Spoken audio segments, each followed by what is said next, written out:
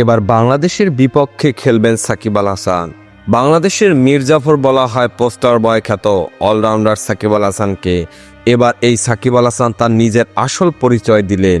নিজ দল বাংলাদেশের বিপক্ষে খেলতে নামবেন সাকিব আল হাসান। 2024 সালে ভারত সফরে গিয়ে সাবেক ক্রিকেটার সাকিব আল হাসান টি-20 ও টেস্ট থেকে অবসর নেওয়ার ঘোষণা দেন। যদিও তিনি মিরপুরে নিজের শেষ টেস্ট খেলার আগ্রহ প্রকাশ করেছিলেন, কিন্তু রাজনৈতিক কারণে শেষে বাংলাদেশে ফিরতে পারেননি। ইতিমধ্যে টি-20 থেকে অবসর নেওয়া সাকিব এখন সাবেক ক্রিকেটারদের নিয়ে অনুষ্ঠিত হবে এশিয়ান লিজেন্ডস লিগ টি-20-তে অংশগ্রহণ করবেন। এবছর 10 মার্চ থেকে শুরু হতে যাচ্ছে এশিয়ান স্টার্স আসর, যেখানে সাকিব ছাড়াও বাংলাদেশে আরেক ক্রিকেটার অলোক কাপালি একত্রে মাঠে নামবেন। মজার ব্যাপার হচ্ছে আগামী 12 মার্চ বাংলাদেশের বিপক্ষে খেলতে দেখা যাবে সাকিব এবং অলোক কাপালিকে, যা এই আসরের অন্যতম আকর্ষণীয় মুহূর্ত হতে যাচ্ছে।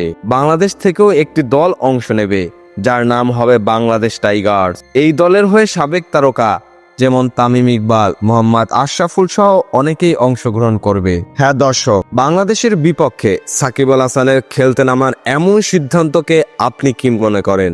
অবশ্যই কমেন্ট বক্সে আপনাদের মতামত জানাবেন।